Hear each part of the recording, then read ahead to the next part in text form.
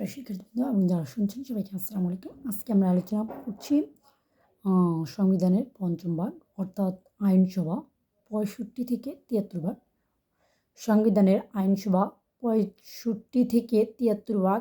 এখানে মোট অনুচ্ছেদ রয়েছে 29টি। বাংলাদেশের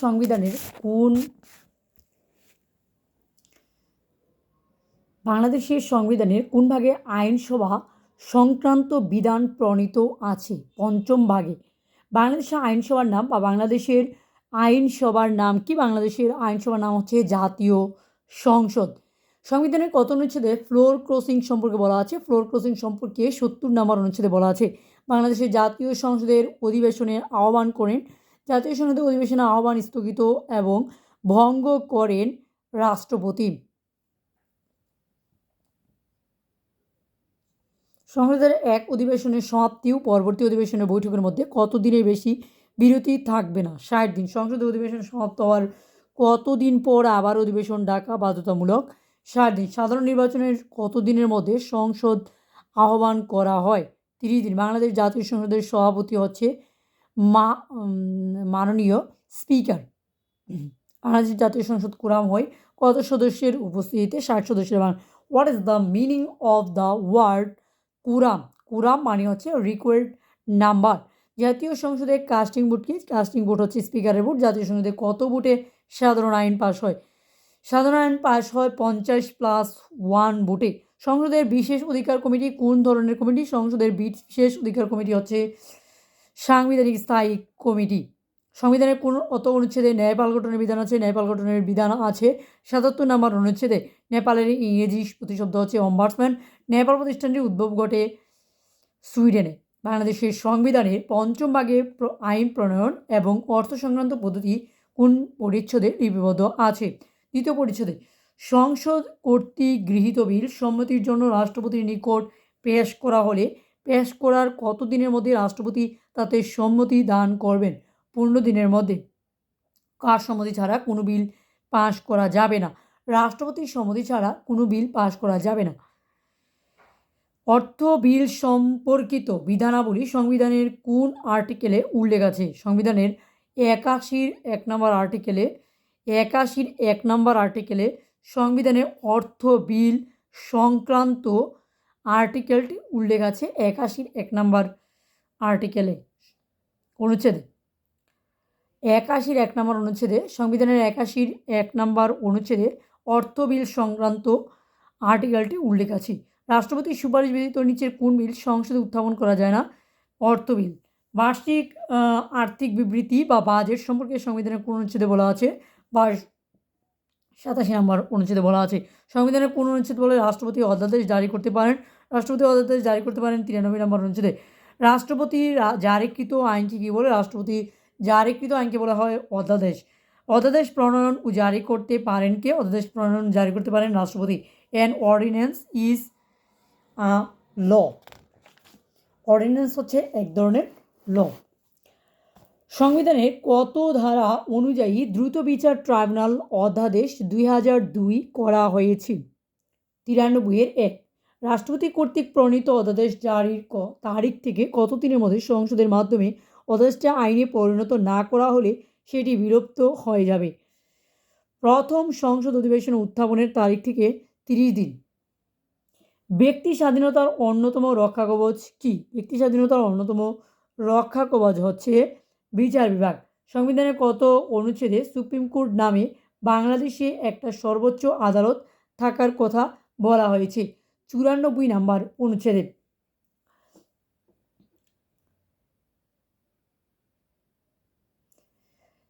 ষষ্ঠ বিভাগ। সংবিধানের ষষ্ঠ বিভাগ যেটা বিচার বিভাগ 94 থেকে 117 নম্বর অনুচ্ছেদ। মোট 24টি অনুচ্ছেদ রয়েছে। সংবিধানের কত অনুচ্ছেদে সুপ্রিম কোর্ট নামে বাংলাদেশে একটা সর্বোচ্চ আদালত থাকার কথা বলা আছে? 94 নম্বর অনুচ্ছেদে। বাংলাদেশের সর্বোচ্চ আদালত কোনটি? বাংলাদেশের সর্বোচ্চ আদালত হচ্ছে সুপ্রিম কোর্ট। বাংলাদেশ সুপ্রিম কোর্টের ডিভিশন করে বাংলাদেশ সুপ্রিম কোর্ট কয়টি বিভাগ নিয়ে গঠিত হয়েছে? বাংলাদেশ সুপ্রিম কোর্ট 2টি বিভাগ নিয়ে গঠিত হয়েছে। বাংলাদেশের সুপ্রিম কোর্ট হচ্ছে হাইকোর্ট বিভাগ এবং আপিল বিভাগ। প্রজাতন্ত্রী গণপ্রজাতন্ত্রী বাংলাদেশ সংবিধানে সুস্পষ্টভাবে সুপ্রিম কোর্টের বিভিন্ন অংশ সুন্দরভাবে বর্ণিত আছে। সংবিধান অনুযায়ী ভাষাগুলো হচ্ছে high court division and appellate division. সংবিধানের বাংলাদেশ সংবিধানের কোন ভাগে জজ বা বিচারপতিদের নিয়োগের কথা বলা আছে? জজ বা বিচারপতিদের নিয়োগের কথা বলা আছে ষষ্ঠ ভাগে। সংবিধানের 95 নম্বর অনুচ্ছেদ অনুযায়ী বাংলাদেশের প্রধান বিচারপতি নিয়োগ দেন কে? বাংলাদেশের সুপ্রিম কোর্টের প্রধান বিচারপতি কে নিয়োগ দেন? বাংলাদেশের সুপ্রিম কোর্টের প্রধান বিচারপতি নিয়োগ দেন রাষ্ট্রপতি। কোনো অ্যাডভোকেটকে সুপ্রিম কোর্টের জজ হিসাবে নিযুক্ত করতে হলে অ্যাডভোকেট হিসাবে সুপ্রিম কোর্টের ন্যূনতম কত বছরের অভিজ্ঞতা বাঞ্ছনীয়? 10 বছরের অভিজ্ঞতা বাঞ্ছনীয়। সুপ্রিম কোর্টের বিচারপতিদের অবসর গ্রহণের বয়স হচ্ছে 67 বছর বয়স। সুপ্রিম কোর্ট জুডিশিয়াল কাউন্সিলের চেয়ারম্যান হচ্ছে প্রধান বিচারপতি। সুপ্রিম জুডিশিয়াল কাউন্সিলের সদস্য কতজন? সদস্য হচ্ছে 3 জন। সংবিধান নাগরিকদের মৌলিক অধিকার নিশ্চিত করার দায়িত্ব দিয়েছে কাকে? হাইকোর্ট। সংবিধান নাগরিকদের মৌলিক অধিকার নিশ্চিত করার দায়িত্ব দিয়েছে হাইকোর্ট। বাংলাদেশ সংবিধানের 3য় ভাগের মৌলিক অধিকারসমূহ বলবৎ করার জন্য কোনো সংবদ্ধ ব্যক্তি কোনো অনুচ্ছেদ বলে আদালতে আবেদন করতে পারে। মৌলিক অধিকার লঙ্ঘন হলে গণপ্রজাতন্ত্রী বাংলাদেশ সংবিধানের কোন ধারায় মামলা করার ক্ষমতা রয়েছে? 102 নম্বর ধারায় মামলা করার ক্ষমতার কথা দেওয়া আছে। সংবিধানের কোন অনুচ্ছেদ অনুযায়ী রিট করা যাবে 102 নম্বর অনুচ্ছেদ অনুযায়ী মামলা করতে পারবে 102 নম্বর অনুচ্ছেদ অনুযায়ী। জনস্বার্থে রিট মামলার আবেদন কোথায় করা হয়? জনস্বার্থে রিট মামলার আবেদন করা হয় হাইকোর্ট বিভাগে। সংবিধানের কোন অনুচ্ছেদে ক্ষমতা বলে সুপ্রিম কোর্টের আপিল বিভাগ কোনো মামলা বা কোনো বিশেষ বিষয়ে সম্পূর্ণ ন্যায় বিচারের জন্য যে কোনো প্রয়োজনীয় আদেশ বা নির্দেশ জারি করতে পারে? 104 নম্বর অনুচ্ছেদ অনুযায়ী। হাইকোর্ট বিভাগের নিম্ন বর্ণিত কোন দণ্ডাদেশের বিরুদ্ধে আপিল বিভাগের অধিকার বলে আপিল করা যাবে? যাবজ্জীবন কারাদণ্ড। সংবিধানের 108 অনুচ্ছেদ অনুযায়ী কোন কোর্টকে কোড অফ রেকর্ড বলা হয়? কোড অফ রেকর্ড বলা হয় সুপ্রিম কোর্টের। সাংবিধানিক আইনের ব্যাখ্যা প্রদান করে কে? সংবিধানের আইনের ব্যাখ্যা প্রদান করে সুপ্রিম কোর্ট। বাংলাদেশ সংবিধানের অভিভাবক ও ব্যাখ্যাকারককে ও সংবিধানের অভিভাবক ও ব্যাখ্যাকার হচ্ছে সুপ্রিম কোর্ট। সংবিধানের কোন অনুচ্ছেদ অনুযায়ী রাষ্ট্রের সকল নির্বাহী ও বিচার বিভাগীয় কর্তৃপক্ষ সুপ্রিম কোর্টের সহায়তা করতে বাধ্য? 112 নম্বর অনুচ্ছেদ। সংবিধানের কোন অনুচ্ছেদ অনুযায়ী অধস্তন আদালতসমূহ প্রতিষ্ঠিত? 114 নম্বর অনুচ্ছেদ অনুযায়ী। সংবিধানের 115 নম্বর অনুচ্ছেদ অনুযায়ী অধস্তন আদালতের বিচার বিভাগীয় দায়িত্ব পালনকারী ম্যাজিস্ট্রেট পদে নিয়োগদান করেন রাষ্ট্রপতি। বাংলাদেশ সংবিধানের প্রশাসনিক ট্রাইব্যুনাল বিষয়টি কোন অনুচ্ছেদে সন্নিবেশিত হয়েছে? প্রশাসনিক ট্রাইব্যুনাল বিষয়টি 117 নম্বর অনুচ্ছেদে সন্নিবেশিত হয়েছে। সংবিধানের কত নম্বর অনুচ্ছেদ অনুযায়ী নির্বাচন কমিশন গঠনের কথা বলা আছে? নির্বাচন কমিশন গঠনের কথা বলা আছে 118 নম্বর অনুচ্ছেদ অনুযায়ী। আর নির্বাচন হচ্ছে 118 থেকে 126, মোট 9টি ভাগ আছে। নির্বাচনের যে ভাগটা সেখানে 7ম ভাগে নির্বাচন সম্পর্কে বলা আছে। 118 নাম্বার অনুচ্ছেদে সংবিধানের নির্বাচন সম্পর্কে বলা আছে। সংবিধানের 118 1 অনুচ্ছেদ অনুযায়ী প্রধানমন্ত্রী নির্বাচন কমিশনার এবং অন্যান্য কমিশনারদেরকে নিয়োগ দেন রাষ্ট্রপতি। বাংলাদেশের নির্বাচন কমিশনের দায়িত্ব কার উপর ন্যস্ত? নির্বাচন কমিশনের দায়িত্ব প্রধান নির্বাচন কমিশনের উপর দায়িত্ব। বাংলাদেশের সংবিধান মতে প্রধান নির্বাচন কমিশনের নিয়োগের মেয়াদকাল হচ্ছে 5 বছর। নির্বাচন কমিশনের মেয়াদকাল কত? নির্বাচন কমিশনের মেয়াদকাল হচ্ছে 5 বছর। প্রধান নির্বাচন কমিশনার সহ জাতীয় নির্বাচন কমিশনের মোট সদস্য কতজন? 5 জন। প্রধান নির্বাচন কমিশনার সহ জাতীয় নির্বাচন কমিশনের মোট সদস্য হচ্ছে 5 জন। সংবিধানের কোন অনুচ্ছেদে ভোটার তালিকার বিধান বর্ণিত আছে? ভোটার তালিকার বিধান সম্পর্কে বলা আছে 121 নম্বর অনুচ্ছেদে। বাংলাদেশের কোনো ব্যক্তি ভোটাধিকার প্রাপ্তির ন্যূনতম বয়স, বাংলাদেশে ভোটার হওয়ার সর্বনিম্ন বয়স হচ্ছে 18 বছর। সংবিধানের কততম অনুচ্ছেদ অনুযায়ী প্রধান নির্বাচন কমিশনের নির্বাচনে তফসিল ঘোষণা করেন? 123 নম্বর অনুচ্ছেদ অনুযায়ী। কোনো কারণে সংসদ ভেঙে গেলে পরবর্তী কত দিনের মধ্যে সংসদ নির্বাচন অনুষ্ঠিত হবে? সংসদ নির্বাচন অনুষ্ঠিত হবে 90 দিনের মধ্যে। সংসদ ভেঙে যাওয়া ব্যতীত অন্য কোনো কারণে সংসদের সদস্য পদ শূন্য হলে পদটি শূন্য হওয়ার কত দিনের মধ্যে নির্বাচন করতে হবে? 90 দিনের মধ্যে নির্বাচন করতে হবে।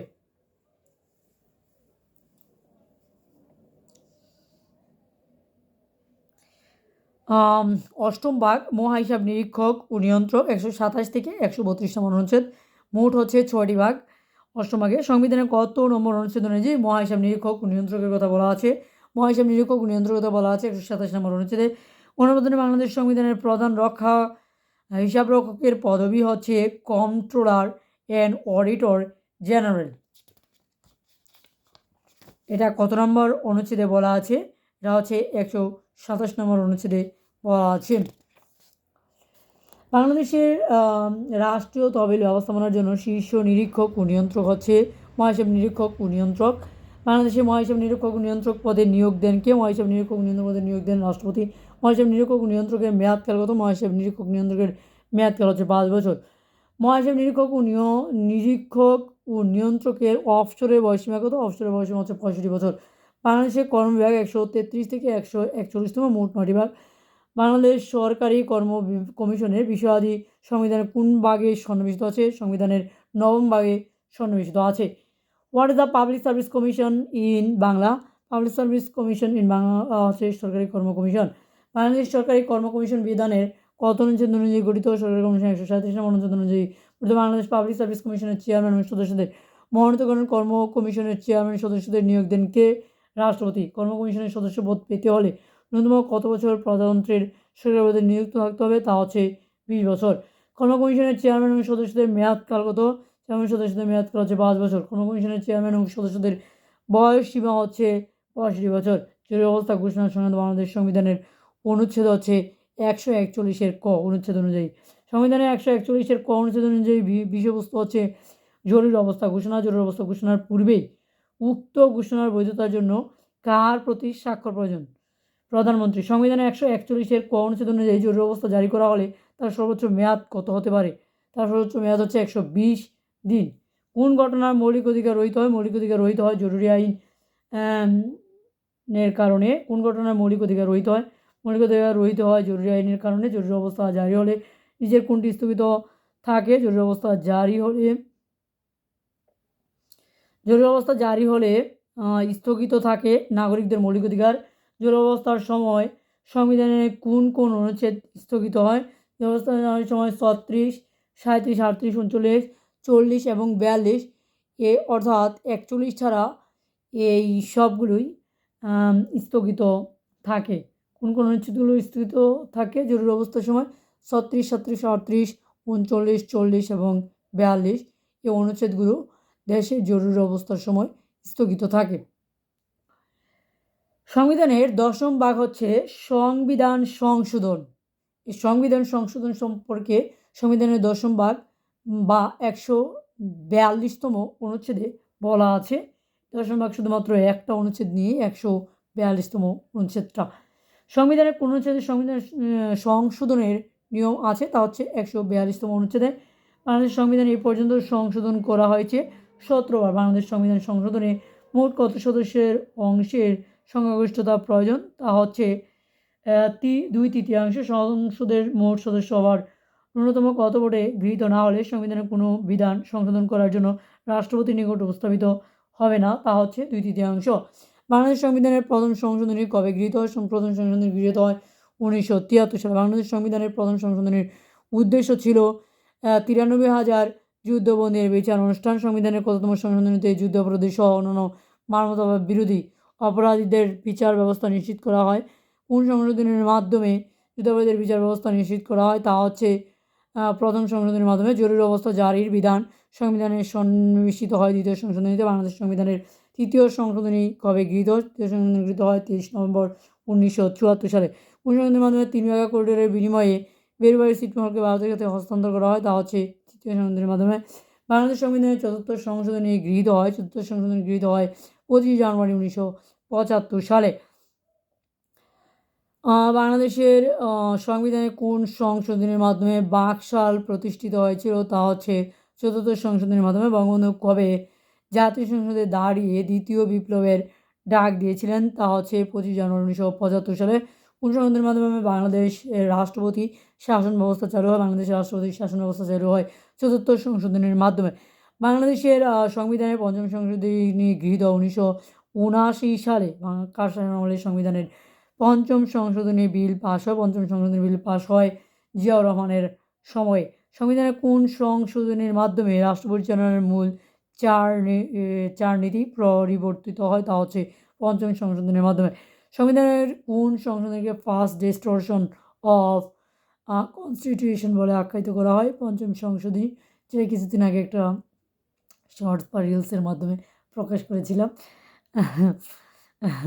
বাংলাদেশ সংবিধানের ৫ম সংশোধনের বিষয়বস্তু হচ্ছে ইনডেমনিটি বিল। সংবিধানের কোন সংশোধনের মাধ্যমে বাঙালি জাতীয়তাবাদের পরিবর্তে বাংলাদেশি জাতীয়তাবাদ প্রবর্তিত হয়? তা হচ্ছে ৫ম সংশোধনের মাধ্যমে। এই ৫ম সংশোধনীতে কিন্তু অনেকগুলো বিষয় অন্তর্ভুক্ত করা হয়েছে, অর্থাৎ বিসমিল্লাহির রহমানির রহিম সংযোজনও কিন্তু ৫ম সংশোধনের মাধ্যমেই করা হয়েছে। সংবিধানের ৫ম সংশোধনে হাইকোর্ট কর্তৃক অবৈধ ঘোষিত হয় ২৯ আগস্ট ২০০৫ সালে। কখন বাংলাদেশ সংবিধানের ৮ম সংশোধনী গৃহীত হয়? ৮ম সংশোধনী গৃহীত হয় ৭ই জুন ১৯৮৮ সালে। ৮ম সংশোধনী। বাংলাদেশ সংশোধনীর মাধ্যমে বাংলাদেশের রাষ্ট্র ধর্ম ইসলাম ধর্ম প্রবর্তন করা হয়। ৮ম সংশোধনীর মাধ্যমে বাংলাদেশে ইসলামকে বাংলাদেশের রাষ্ট্রধর্ম ঘোষণা করা হয় ১৯৮৮ সালে, এবং ৮ম সংশোধনীর মাধ্যমে এটা হোসেন মোহাম্মদ এরশাদের আমলে এই সংশোধনীটা হয়। কোন সংশোধনীর মাধ্যমে বাংলাদেশের রাষ্ট্র ধর্ম ইসলাম প্রবর্তন করা হয়? ৮ম সংশোধনীর মাধ্যমে ১৯৮৮ সালে। কততম সাংবিধানিক সংশোধনের মাধ্যমে সুপ্রিম কোর্টের বিকেন্দ্রায়ন করা হয় এবং কততম সংশোধনের মাধ্যমে হাইকোর্ট বিভাগের ৬টি বেঞ্চ স্থাপন করা হয়? তা হচ্ছে ৮ম সাংবিধানিক সংশোধনের মাধ্যমে। কোন সালে ডেক্কা থেকে ঢাকা করা হয়? ডেক্কা থেকে ঢাকা করা হয় ১৯৮২ সালে।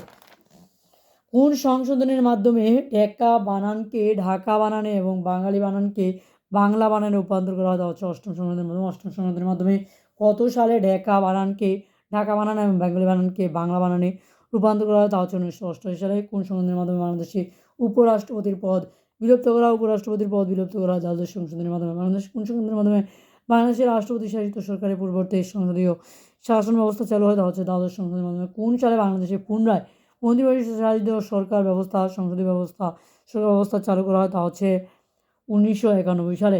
কখন বাংলাদেশ সংসদীয় গণতন্ত্রের উত্তরণ ঘটে? সংসদীয় গণতন্ত্রের উত্তরণ ঘটে ৬ আগস্ট ১৯৯১ সালে। বাংলাদেশ সংবিধানের ত্রয়োদশ সংশোধনের মূল বিষয় কী ছিল? ত্রয়োদশ মূল বিষয় ছিল তত্ত্বাবধায়ক সরকার। জাতীয় সংসদে তত্ত্বাবধায়ক সরকার বিল পাস হয় কবে? তত্ত্বাবধায়ক সরকার বিল পাস হয় ২৬ মার্চ ১৯৯৬ সালে। কোন সংশোধনের মাধ্যমে বিভিন্ন অফিসে রাষ্ট্রপতি এবং প্রধানমন্ত্রীর প্রতিকৃতি প্রদর্শনের ব্যবস্থা করা হয়? রাষ্ট্রপতি এবং মাধ্যমে বিভিন্ন অফিসে রাষ্ট্রপতি এবং প্রধানমন্ত্রীর প্রতিকৃতি প্রদর্শনের ব্যবস্থা করা হয়। চতুর্দশ সংশোধনের মাধ্যমে বাংলাদেশে সংবিধানের কোন সংশোধনী দ্বারা ১৯৭২ সালে রাষ্ট্রীয় মূলনীতিগুলো পুনর্প্রবর্তন করা হয়েছে? তা হচ্ছে পঞ্চদশ সংশোধনীর মাধ্যমে। তত্ত্বাবধায়ক সরকার ব্যবস্থা সংবিধানের কততম সংশোধনীর মাধ্যমে রদ বা বাতিল করা হয়েছে? তা হচ্ছে ১৫তম সংশোধনীর মাধ্যমে। কোন সালে তত্ত্বাবধায়ক সরকারের আইন জাতীয় সংসদে বাতিল করা হয়েছে? তা হচ্ছে ২০১১ সালের সরকার ব্যবস্থার মাধ্যমে। কত সালে তত্ত্বাবধায়ক সরকারের আইন জাতীয় সংসদে বাতিল করা হয়? তত্ত্বাবধায়ক সরকারের আইন জাতীয় সংসদে বাতিল করা হয় ২০১১ সালে। পরিবেশ সংরক্ষণ সংক্রান্ত বিধান বাংলাদেশের সংবিধানের কততম সংশোধনের মাধ্যমে অন্তর্ভুক্ত করা হয়? তা হচ্ছে পঞ্চদশ সংশোধনের মাধ্যমে। কোন সংশোধনের মাধ্যমে বঙ্গবন্ধুকে জাতির পিতা হিসাবে স্বীকৃতি দেওয়া হয়েছে? পঞ্চদশ সংশোধনীতে। সংবিধানের কোন সংশোধনের মাধ্যমে জাতীয় সংসদে সংরক্ষিত মহিলা আসন ৫০টিতে উন্নীত করা হয়েছে? তা হচ্ছে পঞ্চদশ সংশোধনের মাধ্যমে। সংবিধানের পঞ্চম ষষ্ঠ এবং সপ্তম তফসিল সংযোজন করা হয়েছে? তা হচ্ছে পঞ্চদশ সংশোধনের মাধ্যমে। এবং কোন সংশোধনের মাধ্যমে বিচারপতিদের অভিশংসন ক্ষমতা সংসদের হাতে ন্যস্ত করা হয়? তা হচ্ছে ষোড়শ সংশোধনের মাধ্যমে। বাংলাদেশ সংবিধানের ষোড়শ সংশোধনী অনুযায়ী সুপ্রিম কোর্টের বিচারক অপসারণ করার ক্ষমতা কার হাতে ন্যস্ত ছিল? জাতীয় সংসদের হাতে ন্যস্ত ছিল। কোন সংশোধনের মাধ্যমে জাতীয় সংসদে ৫০টি নারী আসন আরও ২৫ বছরের জন্য বহাল করা হয়? তা হচ্ছে সপ্তদশ সংশোধনীর মাধ্যমে। বাংলাদেশ সংবিধানের কোন সংশোধনী অবৈধ ঘোষিত হয়নি?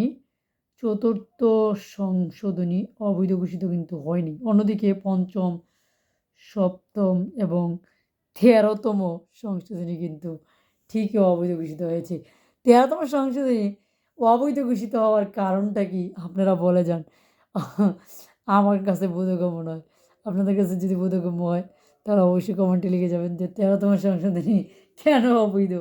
কোন সরকার এনেছে ১৩তম সংশোধনী? ১৩তম যাই হোক, একাদশ ভাগ বা বিভেদ, যেটা ১৪৩ থেকে ১৫৩ সাল পর্যন্ত, ১৪৩ থেকে ১৫৩ অনুচ্ছেদ পর্যন্ত মোট ১১টি একাদশ ভাগে অনুচ্ছেদ আছে। সংবিধানের কত অনুচ্ছেদ অনুযায়ী বাংলাদেশে অবস্থিত প্রকৃত মালিকানাধীন যে কোনো সম্পত্তি গণপ্রজাতন্ত্রের উপর ন্যস্ত হওয়ার সংক্রান্ত বিধানটি উল্লেখ আছে? তা হচ্ছে 143-এর 1-এর গতে সংবিধানের কোন অনুচ্ছেদে যে আন্তর্জাতিক চুক্তির কথা বলা আছে, আন্তর্জাতিক চুক্তির কথা বলা আছে 145 নম্বর অনুচ্ছেদ অনুযায়ী। সংবিধানের কোন অনুচ্ছেদে বাংলাদেশ স্বাধীনতার ঘোষণার উল্লেখ আছে, স্বাধীনতার ঘোষণার উল্লেখ আছে 150-এর 2 নম্বর অনুচ্ছেদ অনুযায়ী। বাংলাদেশের সংবিধানের কত ধারায় আইনের সংজ্ঞা দেওয়া আছে? 152 ধারায়। 152 ধারায় সংবিধানে আইনের সংজ্ঞা দেওয়া আছে 152 ধারায়। আইন অর্থ কোনো আইন, অধ্যাদেশ, আদেশ, বিধি, প্রবিধান, উপ আইন, বিজ্ঞপ্তি এবং অন্যান্য আইনত দলীয় বাংলাদেশের আইনের ক্ষমতা সম্পন্ন যে কোনো প্রথা বা রীতি আইনেরই ব্যাখ্যা প্রদান করা হয়েছে গণপ্রজাতন্ত্রী বাংলাদেশের সংবিধানে। বাংলাদেশ সংবিধানে কত ধারায় রাজনৈতিক দলের কথা বলা আছে? রাজনৈতিক দলের কথা বলা আছে 152 ধারায়। বাংলাদেশ পৃথিবীতে বাংলা ভাষায় রচিত সংবিধানের সংজ্ঞা ওটা বাংলা ভাষায় রচিত সংবিধানের সংজ্ঞা হচ্ছে একটা, বাংলাটাই বাংলাদেশের। বাংলাদেশের সংবিধান তো 2টা ভাষায়, বাংলা এবং ইংরেজি। সংবিধানের বাংলা এবং ইংরেজি পাঠের মধ্যে বিরোধ দেখা দিলে কোন পাঠ প্রাধান্য পাবে? বাংলা। সংবিধানের কোন অনুচ্ছেদে রেফারেন্ডাম বা গণভোট সংক্রান্ত বিধান রয়েছে? তা হচ্ছে কোনো পাঠেই নাই। প্রস্তাবনা 10 নং 3 নং এগুলোর মধ্যে নেই। গণতন্ত্রের বাংলাদেশ সংবিধান তফসিল। বাংলাদেশ সংবিধানে কয়টা তফসিল আছে? তা হচ্ছে 7টা। বাংলাদেশ সংবিধানের 3য় তফসিলে মোট কয়টি পদে নির্বাচিত বা নিযুক্ত ব্যক্তিদের শপথ গ্রহণ বা ঘোষণা পাঠের বিষয়টি উল্লেখ আছে? তা হচ্ছে 9 নাম্বার অনুচ্ছেদে। 9 যেন পড়ছিলাম, কয়টি পদে, 3য় তফসিলের 9টি পদে নির্বাচিত ব্যক্তি বা নিযুক্ত ব্যক্তি শপথ গ্রহণ বা ঘোষণাপত্র পাঠের বিষয়টি উল্লেখ আছে। গণতন্ত্র বাংলাদেশ সংবিধানের মোট কয়টি তফসিল আছে? মোট তফসিল আছে 7টি। গণতন্ত্র বাংলাদেশের রাষ্ট্রপতির শপথ বাক্য পাঠ কোরআনকে শপথ বাক্য পাঠ কোরআন স্পিকার। বাংলাদেশে প্রধানমন্ত্রীকে শপথ বাক্য পাঠ কোরআনকে প্রধানমন্ত্রীকে শপথ বাক্য পাঠ কোরআন রাষ্ট্রপতি। বাংলাদেশের প্রধানমন্ত্রীকে শপথ বাক্য পাঠ করান রাষ্ট্রপতি। বাংলাদেশের প্রধানমন্ত্রীকে শপথ বাক্য পাঠ করান রাষ্ট্রপতি। বাংলাদেশের প্রধান বিচারপতিকে শপথ বাক্য পাঠ করান রাষ্ট্রপতি। সরকারি কর্ম কমিশনের চেয়ারম্যান ও সংসদের সদস্যদের শপথ বাক্য পাঠ করান প্রধান বিচারপতি। সংবিধানের চেতনার বিপরীতে সামরিক শাসনকে বৈধতা দিতে কোন তফসিলের অপব্যবহার করা হয়েছে? 4র্থ তফসিলকে। বঙ্গবন্ধুর ঐতিহাসিক 7 মার্চের ভাষণ সংবিধানের কোন তফসিলে অন্তর্ভুক্ত করা হয়েছে? 5ম তফসিলে। স্বাধীনতার ঘোষণা অনুচ্ছেদ আছে কত নম্বর অনুচ্ছেদে, কত নম্বর তফসিলে? তা হচ্ছে 6ষ্ঠ তফসিলে। এবং স্বাধীনতার ঘোষণাপত্র সংবিধানের সংযোজন আছে আপনার 7ম তফসিলে। এগুলো হয়তো কিছুটা আবার সংযোজন বিয়োজন হতে পারে, যেহেতু নতুন আবার বই আসছে। কতটি দেশের সাংবিধানিক পদ রয়েছে? সাংবিধানিক পদ রয়েছে 10টি। 10টি সাংবিধানিক পদের মধ্যে একমাত্র সাংবিধানিক পদের ব্যক্তিকে শপথ পড়তে দেওয়া হয় না, তা হচ্ছে অ্যাটর্নি জেনারেলকে। সাংবিধানিক প্রতিষ্ঠান কোনটি? সাংবিধানিক প্রতিষ্ঠান হচ্ছে অ্যাটর্নি জেনারেল। বাংলাদেশ সরকারের কোন আইনজীবীকে বলা হয় বাংলাদেশ সরকারের প্রধান আইন কর্মকর্তা? হচ্ছে অ্যাটর্নি জেনারেল। তাকে কিন্তু শপথ বাক্য পাঠ করতে দেওয়া হয় না। অ্যাকচুয়ালি শপথ বাক্য পাঠ করতে দেওয়া হয় না এমন না, তাকে শপথ বাক্য পাঠ করতেই হয় না। অ্যাটর্নি জেনারেল যেহেতু প্রধান, মানে তিনি হচ্ছে বাংলাদেশ সরকারের প্রধান আইনজীবী বা প্রধান আইন কর্মকর্তা। অ্যাটর্নি জেনারেল শব্দের অর্থ হচ্ছে রাষ্ট্রের প্রধান আইন কর্মকর্তা। বাংলাদেশের প্রথম অ্যাটর্নি জেনারেল হচ্ছে M.H. খন্দকার। বাংলাদেশের বর্তমান অ্যাটর্নি জেনারেল কে? বাংলাদেশের বর্তমান অ্যাটর্নি জেনারেল হচ্ছে A.M. আমিন উদ্দিন, 16তম। বর্তমানে চেঞ্জ হয়েছে। কোনটি সাংবিধানিক প্রতিষ্ঠান? সাংবিধানিক প্রতিষ্ঠান হচ্ছে নির্বাচন কমিশন। বাংলাদেশের প্রথম প্রধান নির্বাচন কমিশনার হচ্ছে বিচারপতি মোহাম্মদ ইদ্রিস। বাংলাদেশের বর্তমান প্রধান নির্বাচন কমিশনারকে? বর্তমান প্রধান নির্বাচন কমিশনার হচ্ছে কাজী হাবিবুল আউয়াল। বর্তমান প্রধান নির্বাচন কমিশনার কততম? বর্তমান প্রধান নির্বাচন কমিশনার হচ্ছে 13তম। বাংলাদেশের প্রথম নারী নির্বাচন কমিশনার হচ্ছে বেগম কবিতা খানম। বাংলাদেশের পাবলিক সার্ভিস কমিশন হচ্ছে একটা সাংবিধানিক সংস্থা। বাংলাদেশের সরকারি কর্ম কমিশন কোন মন্ত্রণালয়ের সাথে সংশ্লিষ্ট? সংস্থাপন বা জনপ্রশাসন মন্ত্রণালয়ের সাথে সংশ্লিষ্ট। বাংলাদেশের কর্ম কমিশনের প্রথম চেয়ারম্যান হচ্ছে A.Q.M. বজলুর করিম। বাংলাদেশের কর্ম কমিশনের প্রথম নারী চেয়ারম্যানকে? প্রথম নারী চেয়ারম্যান হচ্ছে ডক্টর জিনাতুন্নেসা তাহমিদ বেগম। বাংলাদেশের কর্ম কমিশনের বর্তমান চেয়ারম্যানকে? ডক্টর, এটা হচ্ছে চেঞ্জ হয়েছে, 15তম আসছে। সংবিধান অনুযায়ী সরকারি কর্ম কমিশন ও প্রধান নির্বাচন কমিশনার হচ্ছে সাংবিধানিক প্রতিষ্ঠান হচ্ছে মহাহিসাব নিরীক্ষক ও নিয়ন্ত্রক। এরপরে এগুলো চেঞ্জ হয়েছে। বাংলাদেশের সাংবিধানিক প্রতিষ্ঠান হচ্ছে মহাহিসাব নিরীক্ষক, নিয়ন্ত্রক, নির্বাচন কমিশন এবং সরকারি কর্ম কমিশন। সাংবিধানিক পদ 9 কোনটা? 9 হচ্ছে জাতীয় মানবাধিকার কমিশন। অন্যদিকে সাংবিধানিক পদ 9 চেয়ারম্যান ঢাকা শিক্ষা বোর্ড। সাংবিধানিক প্রধান নির্বাচন commission, chairman Bangladesh public service commission, মহাহিসাব নিরীক্ষক, নিয়ন্ত্রক, এগুলো হচ্ছে সাংবিধানিক পদ। এরই মধ্যে শেষ হয়ে যাচ্ছে সংবিধান রিলেটেড সবগুলো প্রশ্ন। আমি প্রিভিয়াস ইয়ারে আসা প্রশ্নগুলো এক পলক চোখ বুলিয়ে নিলাম। আপনাদের যদি ভালো লাগে ভিডিওটা বারবার দেখবেন, তাহলে ইম্পর্টেন্ট এই প্রিভিয়াস ইয়ারের প্রশ্নগুলো পরীক্ষা আসলে সহজ উত্তর করতে পারবেন। সংবিধানের জন্য বিশাল বই না পড়ে প্রিভিয়াস ইয়ারের প্রশ্নগুলো পড়বেন, ভালোভাবে কয়েকবার করে দেখবেন, শুনবেন, কাজে ব্যস্ত থাকেন সময়। আশা করি আপনারা উপকৃত হবেন এবং সেই সাথে ভিডিওটা ভালো লাগলে লাইক, কমেন্ট, শেয়ার করে সবার মধ্যে ছড়িয়ে দেবেন এবং সাবস্ক্রাইব না করে থাকলে অবশ্যই বেল আইকনে প্রেস করে আমার ইউটিউব চ্যানেলটা সাবস্ক্রাইব করে দেবেন। হয়তো বেশি ভালো দিতে পারি নাই, কেমন যেন চেহারাতে ফুটে উঠছে যে মোডটা ভালো নেই। সো বুঝতেছি না, চেহারাতে ফুটে উঠছে সেজন্য বললাম। আচ্ছা, ধন্যবাদ সবাইকে। আসসালামু আলাইকুম।